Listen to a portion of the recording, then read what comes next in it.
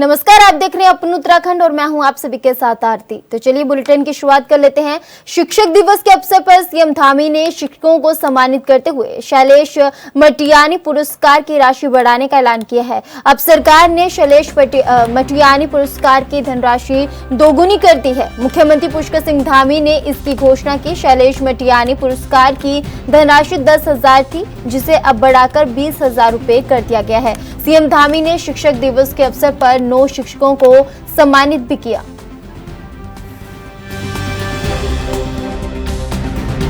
क्षमता भी हो रही है और ऊर्जा भी प्रदान हो रही है। ऐसे हमारे सभी उत्कृष्ट कार्य करने वाले आज जिनको हम सब ने, सच बताऊं तो आपको सम्मानित करते हुए ऐसा नहीं लग रहा था कि केवल आपको सम्मानित कर रहे हैं, ऐसा लग रहा था कि स्वयं को सम्मानित कर रहे हैं। ऐसे हमारे सभी आदरणीय शिक्षकगण, मैं सबसे पहले तो आज आप सबका यहाँ पर अपनी तरफ से स्वागत करता हूँ, आप सबका अभिनंदन करता हूँ और शिक्षक दिवस की आप सबको ढेर सारी शुभकामनाएं देता हूँ। शिक्षक दिवस का ये विशेष अवसर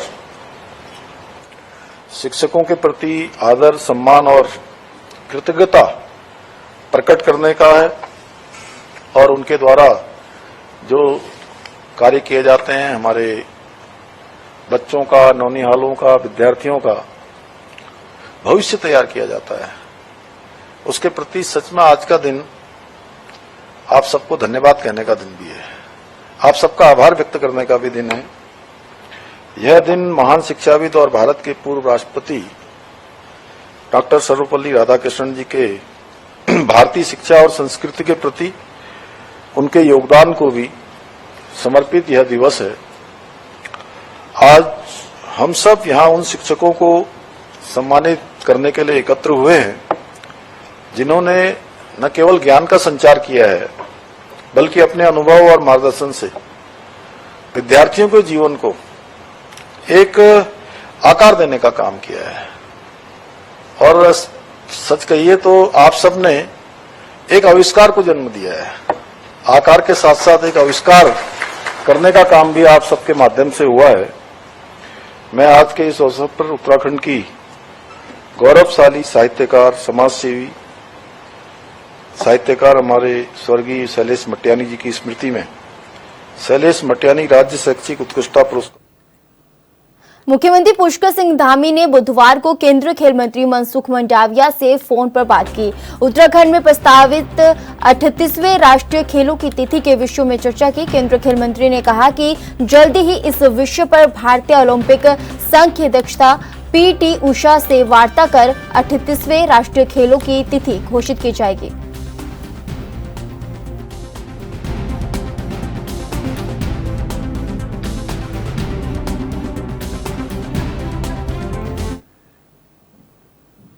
उत्तराखंड के गढ़वाल लोकसभा क्षेत्र के विभिन्न क्षेत्रों को हवाई सेवाओं का विस्तार देने की मांग को लेकर भाजपा सांसद अनिल बलूनी ने बुधवार को नई दिल्ली में केंद्रीय नागरिक उड्डयन मंत्री किंजरापू राममोहन नायडू से मुलाकात की। उन्होंने केंद्रीय मंत्री से गढ़वाल की एयर कनेक्टिविटी में विस्तार के लिए अनुरोध किया।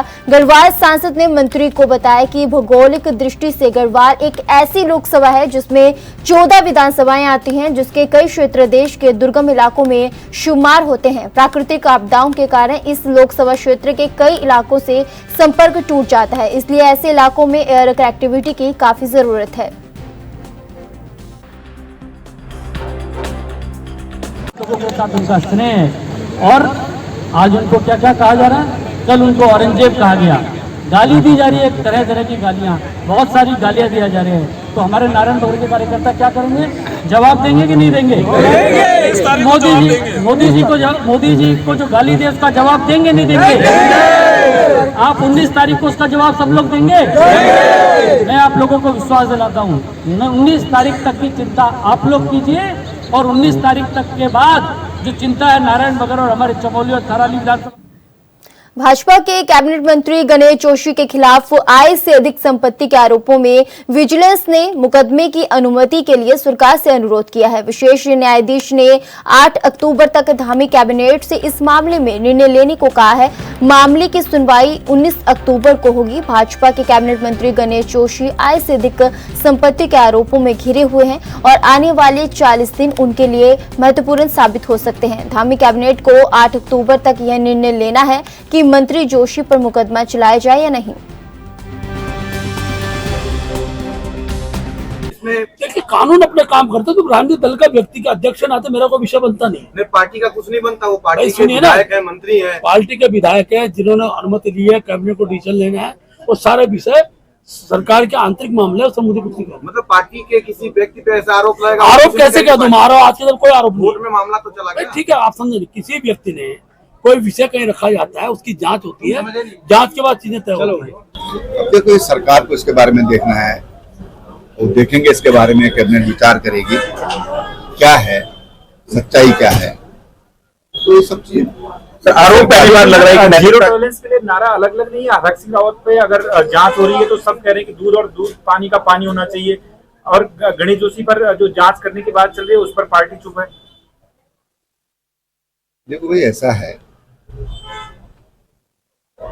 कि वो बोलते हैं ना कि न्याय क्या है, न्याय क्या है, भगवान ने गीता में क्या कहा, तो न्याय वो है, धर्म युद्ध वो है जब हम अपना पराया छोड़ करके और न्याय के रास्ते को अपनाते हैं, वो धर्म है।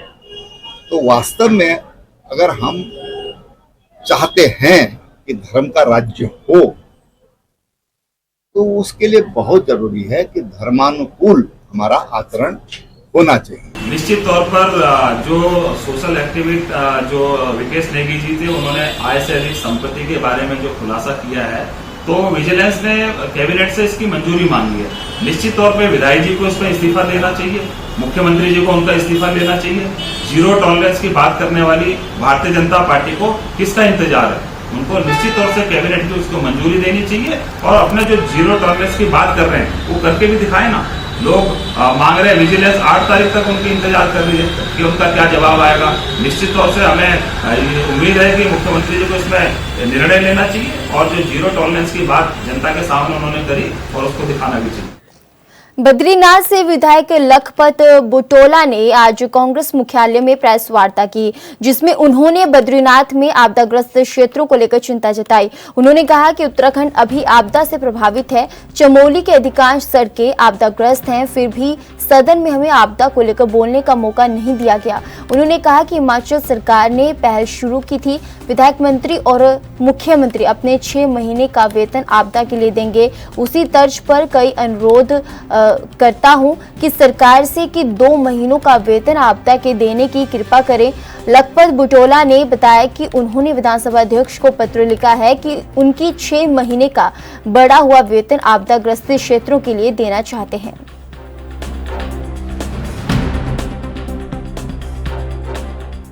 हुआ था उस मानसून सत्र, क्योंकि आप जानते हैं कि मेरा विधायक बनने के बाद पहला सदन के अंदर पहला सत्र था, तो मैं चमोली जनपद का रहने वाला हूं और मेरी विधानसभा लगभग 250 किलोमीटर लंबी है और 4500 किलोमीटर से ज़्यादा बड़ी विधानसभा है। हम इस पर्वतीय राज्य के लिए उम्मीद करते थे कि जैसे इस समय ग्रीष्मकालीन सत्र मानसून सत्र गैरसैंण के अंदर रखा गया, तो सदन के अंदर मैंने मांग की थी और कांग्रेस ने मांग की थी कि मानसून सत्र में, क्योंकि आपदा का समय है और आपदा पे बहस, उस पे आपदा में सदन के अंदर चर्चा होनी चाहिए। सत्र छोटा होने की वजह से चर्चा नहीं हो पाई, और जो मेरे क्षेत्र में इस समय जो सबसे प्रभावित क्षेत्र है वो बद्रीनाथ विधानसभा है। बद्रीनाथ विधानसभा क्षेत्र होने के नाते, मैं वहाँ का जनप्रतिनिधि होने के नाते आप लोगों के माध्यम से कहना चाहता हूँ कि बहुत सारी समस्याएं हमें आ रही। मैं माननीय मुख्यमंत्री जी को मिल चुका हूँ और सरकार से भी कह चुका हूँ, सदन के अंदर भी कह चुका हूँ। नियम 58 के अंदर का भी मैंने एक अल्प सूचित प्रश्न लगाया था, और जिस पे मैं चाहता था कि नियम इसमें एक विस्तृत चर्चा हो, लेकिन सरकार उसको नहीं कर पाई, नियम 58 के अंदर चर्चा नहीं करा पाई। मैं जैसा आप जानते हैं कि जितनी भी PMJSY की सड़कें हैं उसमें ओपन टू कम्युनिकेशन के अंदर पैसा नहीं है, कई मदों में पैसा नहीं। 350 से ज़्यादा सड़कें इस समय चमोली जनपद के अंदर बंद हैं। NH को आप देखोगे, बॉर्डर की रोडें हैं, बॉर्डर की तमाम रोडें बंद हो चुकी हैं। NH आप देखोगे कर्णप्रयाग से आगे जाओगे तो पूरी तरह से कई जगह बंद है, कई जगह लोग जान जोखिम पर रख के चल रहे हैं। इससे सरकार कोई सुध नहीं ले रही, सरकार अपनी मस्त है। मैं एक विधायक होने के नाते मेरे क्षेत्र की जो पीड़ा है मैं लोगों के बीच में लगातार अपनी तरफ से प्रयास भी कर रहा हूँ और जो हमारे पास जो संसाधन है उनका हम प्रयोग भी कर रहे हैं। लेकिन मेरी सरकार से एक दो मांगे हैं, मैं अनुरोध करना चाहता हूँ कि एक तो जो भौगोलिक दृष्टि से बहुत महत्वपूर्ण हमारे क्षेत्र है उस पर सरकार ध्यान दे, और जो आपदा का जो मद है उसमें कुछ पैसा देने का काम करे ताकि काम जल्दी से हो। और दूसरा, जो आपदा से ग्रसित लोग हैं, जैसे आप देखो पगनों के अंदर देखो, कूंज पोतनी के अंदर देखो, गोपीश्वर देखो, जोशीमठ देखो, पोखरी के बहुत सारे गांव हैं जो इसकी जद में आ रहे हैं, उनके मानकों में ढील देने की बात मैंने कही थी क्योंकि सदन के अंदर चर्चा। भाजपा के प्रदेश अध्यक्ष महेंद्र भट्ट के निर्देश पर पार्टी के प्रदेश महामंत्री आदित्य कोठारी को केदारनाथ उपचुनाव का प्रभारी बनाया गया है। केदारनाथ उपचुनाव को लेकर भाजपा ने कमर कस ली है। बेशक उपचुनाव को लेकर अभी ऐलान नहीं हुआ है, लेकिन पार्टी ने उपचुनाव के लिए प्रभारी और संयोजकों की तैनाती कर दी है। प्रदेश सरकार के 5 कैबिनेट मंत्रियों को भी उपचुनाव में मंडल प्रवासी बनाया गया है। उन्हें अलग अलग मंडलों की जिम्मेदारी दी गई है।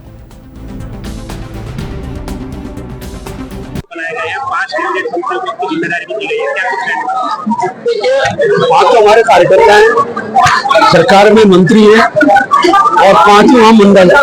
तो हमने 5 में जो सरकार के मंत्री को दायित्व दिया है इस भाव के साथ कि वहाँ नीचे तक जाकर जहाँ आचार संहिता से पहले बहुत से ऐसे विषय हुए कितने काम उनके छूट गए हो उन कामों को गति प्रदान करेंगे, कार्यकर्ताओं को उत्साहित करेंगे और केदारनाथ चुनाव अच्छे मौसम जुटे इसका पूरा प्रबंधन करने का काम ये हमारे मंत्रियों का रहेगा। भारतीय जनता पार्टी ने अल्मोड़ा में भी सदस्यता अभियान की शुरुआत कर दी है। पाताल देवी स्थित भाजपा कार्यालय में कार्यकर्ताओं ने इस अभियान के तहत पार्टी की सदस्यता ग्रहण की। इस अवसर पर भाजपा के कई प्रमुख कार्यकर्ता और स्थानीय नेता उपस्थित रहे। सभी ने मिलकर इस अभियान को सफल बनाने का संकल्प लिया। इस मौके पर भाजपा के अल्मोड़ा प्रभारी प्रदीप बिष्ट ने प्रेस कॉन्फ्रेंस के दौरान मीडिया को संबोधित किया। उन्होंने कहा कि भाजपा का यह सदस्यता अभियान देश की सबसे बड़ी पार्टी बनने के लक्ष्य को और मजबूत करेगा। बिष्ट ने जोर देकर कहा कि अधिक से अधिक लोगों को इस अभियान के साथ पार्टी से जोड़ा जाएगा ताकि पार्टी का आधार और व्यापक हो सके।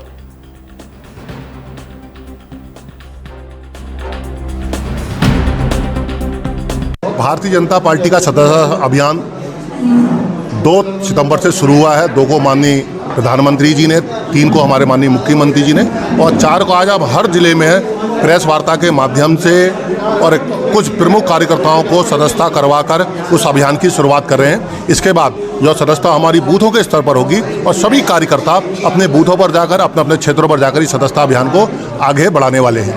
अल्मोड़ा जिला और विधानसभा के क्या लक्ष्य रखा गया है? प्रत्येक राष्ट्रवादी व्यक्ति भारतीय जनता पार्टी का सदस्य बने और प्रत्येक मतदाता हमारा सदस्य बने, हम इसका प्रयास करेंगे।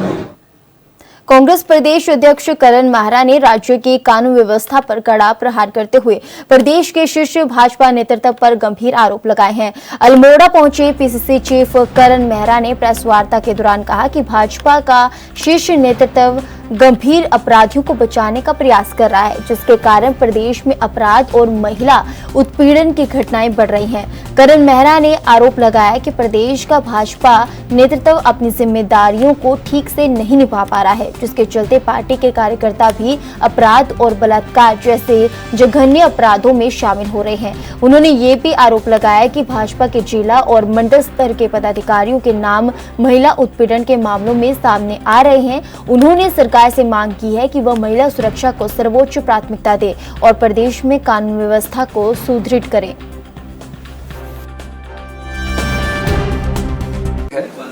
और मैंने कहा जब प्रदेश का शीर्ष नेतृत्व तो जब ठीक नहीं होता तो नीचे भी स्थितियां वही आती है। अब इसमें चाहे आप यतीश्वरानंद जी का वो बयान की गोली मार देनी चाहिए थी, डूबने नहीं देना चाहिए था, पुलिस ने देख लिया था तो गोली मार देनी चाहिए थी, ये बयान ले लीजिए। या हॉर्टिकल्चर में हाईकोर्ट के निर्देश के बाद की सीबीआई जांच हो, सरकार सुप्रीम कोर्ट चले जाए अपराधी को बचाने के लिए, भ्रष्टाचार को बचाने छिपाने के लिए, तो इससे बड़ी बानगी और क्या देखेंगे। सैनिक धाम बनाने की बात करने वाली सरकार ने जो हनूद साहब का जो अपमान किया, वो सरकार ने उसमें भी भ्रष्टाचार कर दिया, वो भी मामले आप लोगों ने खूब दिखाए, खूब छापे हैं। तो आप वीआईपी को बचा रहे हैं तो स्थिति यह होगी कि आप जो नीचे के मंडल अध्यक्ष हैं वो भी रेप करने लग गए हैं, उनके नाम आ रहे हैं, चाहे वो चंपात के हमारे मंडल अध्यक्ष बीजेपी के जो हैं जमानत में बाहर हैं, चाहे सल्ट के मंडल अध्यक्ष की गिरफ्तारी हुई है, चाहे दुख संघ के अध्यक्ष का मामला लाल कुआं का ले लीजिए, चाहे हरिद्वार में 14 साल की लड़की का रेप और मर्डर ले लीजिए जिसमें इनका ओबीसी का मेंबर है। मंत्री के आवास के सामने हाथीबरगला में एक लड़की का बलात्कार और हत्या हो जाती है राजधानी में। तो ये हालात ये हो गए हैं कि लगता ही नहीं कि कोई सरकार है, कोई आदमी खैर ख्वाह है इस देश का, इस प्रदेश का। और जिस तरीके की टिप्पणियां आप कप्तान लोग खुलेआम कर रहे हैं कि पुलिस ने ठेका नहीं ले रखा, जैसे शब्दों का इस्तेमाल पब्लिक के बीच में कर रहे हैं, रेप जैसे केसेस के मामलों में जब लोग आंदोलन कर रहे हैं, तो आप समझ सकते हैं कि प्रदेश की लॉ एंड ऑर्डर की स्थिति क्या है। अन्य बहुत सारे किस्से अगर कहने में आऊंगा पूरा दिन लगेगा। ब्यूरोक्रेसी हावी हो गई है। देखिए, लाल फीता शाही तब हावी होती है जब तक सवार ठीक नहीं होता। सर, गणेश जोशी पे मुकदमा चलाने की अनुमति मांगी आय से अधिक संपत्ति में, किस तरह? देखिए, ये मामला भी है, उन्हीं का विभाग है जिसमें हॉर्टिकल्चर में हाईकोर्ट। उत्तराखंड भाजपा के सदस्यता अभियान पर कांग्रेस प्रवक्ता ने कई सवाल खड़े कर दिए हैं। उन्होंने आरोप लगाया कि जिस पार्टी के नेता प्रदेश में भ्रष्टाचार सहित महिला उत्पीड़न जैसे तमाम अपराधों में संलिप्त पाए जा रहे हैं, उस पार्टी का सदस्य बनने में भला कौन दिलचस्पी दिखाएगा। उत्तराखंड भाजपा को 2 दिन में अपने 2 वरिष्ठ पदाधिकारियों को पद से हटाना पड़ा और निष्कासित करना पड़ा है। इसके साथ ही उन्होंने कहा कि भाजपा का सदस्यता अभियान चल रहा है, ऐसे में प्रदेश में चल रही घटनाओं के मद्देनजर क्या सभ्य घरों की महिलाएं भाजपा से जुड़ना चाहेंगी?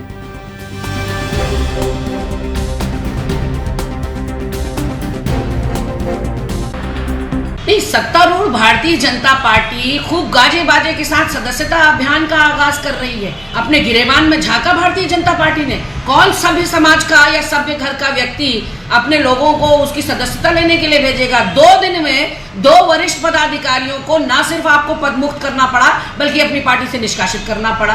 तो ऐसे में आप कैसे लोगों का आह्वान कर रहे हैं और कह रहे हैं कि हमारा दल ज्वाइन करो? आपके दल नहीं है तो दलदल है, ये तो कीचड़ है। तो ऐसे में कहीं ना कहीं मैं कहना चाहती हूं कि कानून व्यवस्था की कमजोरी की वजह से जो अपराधी तत्व हैं, जो अराजक तत्व हैं, उनके हौसले बुलंद हो रहे हैं, उनके मंसूबे मजबूत हो रहे हैं। केवल महिलाएं नहीं, अब पत्रकारों पर भी हमला होने लगा, जो सच जनता के सामने ला रहे हैं, जो अवैध तस्करी शराब की जनता के सामने ला रहे हैं, उन पर भी दिन दहाड़े हमले होने लग गए हैं। तो पहले नाबालिग बच्चियां शिकार बनी, 14 साल की बच्ची के साथ भाजपा का मंडल अध्यक्ष छेड़छाड़ कर रहा है। एक 13 साल की बहादुराबाद में बच्ची के साथ गैंग रेप और निर्मम हत्या उनके ओबीसी प्रकोष्ठ का सदस्य कर रहा है, और उसके बाद कह रहे हैं आइए आइए हमारी सदस्यता ग्रहण करिए। लोगों का दिमाग खराब नहीं हुआ है कि वो भाजपा की सदस्यता ग्रहण करेंगे? और पुलिस प्रशासन अगर समय रहते नहीं चेता, उसने अगर अपराधी तत्व के लोगों को संरक्षण देना बंद नहीं किया, तो कहीं ना कहीं ये अपराध जो है रुकने का नाम नहीं लेंगे। जो दुग्ध संघ लाल कुआं का मामला है, उसमें 24 घंटे बाद महिला की एफआईआर दर्ज हुई है। तहरीर उसने 24 घंटे पहले दे दी थी, उसको फुटबॉल की तरह आपने लाल कुआं और काठगोदाम पुलिस के बीच में शटल करते रहे। यानी कि पहले तो ऑलरेडी महिला का भाजपा के नेता ने दोहन कर रखा है, शारीरिक दोहन और मानसिक दोहन कर रखा है, ऊपर से रही सही कसर जो है वो पुलिस प्रशासन पूरी कर दे रही है। फिलहाल वक्त तो चला छोटे से ब्रेक का, ब्रेक के बाद जल्द हाजिर होंगे।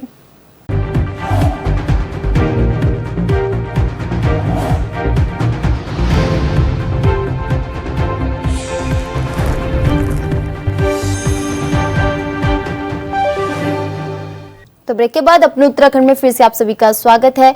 बढ़ते हैं आगे की खबरों की ओर। उत्तराखंड के थराली में शिक्षक दिवस के मौके पर राजकीय इंटर कॉलेज कुलसारी में बोर्ड परीक्षा में अव्वल आए छात्र छात्राओं को सम्मानित करने के लिए सम्मान समारोह का आयोजन किया गया, जिसमें थराली से बीजेपी विधायक भूपाल राम टमटा ने बतौर मुख्य अतिथि शिरकत की। वहीं थराली ब्लॉक प्रमुख कविता नेगी, नारायणगढ़ ब्लॉक प्रमुख यशपाल नेगी, देवाल ब्लॉक प्रमुख दर्शन दान समेत खंड शिक्षा अधिकारी अनिनाथ सम्मान समारोह में मौजूद रहे।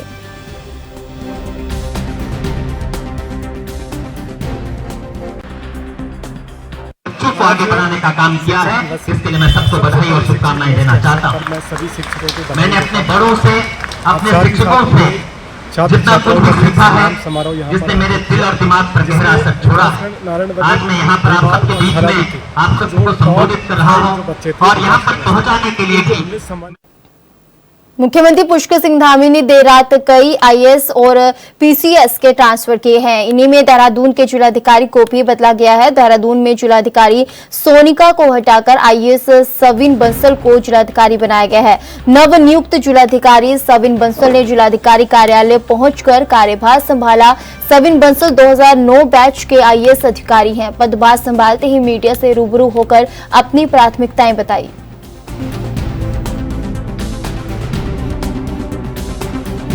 देखिए, जो हमारी कैपिटल सिटी देहरादून है उसमें शहरी क्षेत्र की अपनी समस्याएं हैं और जो सबर्ब्स और ग्रामीण एरियाज हैं उनकी भिन्न समस्याएं हैं। तो जो प्रयास रहेंगे, स्ट्रेटजी रहेगी, वो कुछ अंतर रहेगा दोनों में। यहाँ पे हमारी स्टॉर्म वाटर, ड्रेनिंग, फ्लडिंग और ट्रैफिक, लॉ एंड ऑर्डर और सफाई व्यवस्था के मुख्य हमारे कंसर्न पे रहते हैं और सबर्ब्स ग्रामीण एरियाज में कुछ फैसिलिटीज का, सिटीजन सर्विसेज का अभाव रहता है, क्योंकि कुछ एरियाज हमारे नगर लिमिट से बाहर चले जाते हैं और कुछ जगह पे delivery up to the doorsteps of villages और पंचायत में कहीं ना कहीं पे डिफरेंस आ जाता है।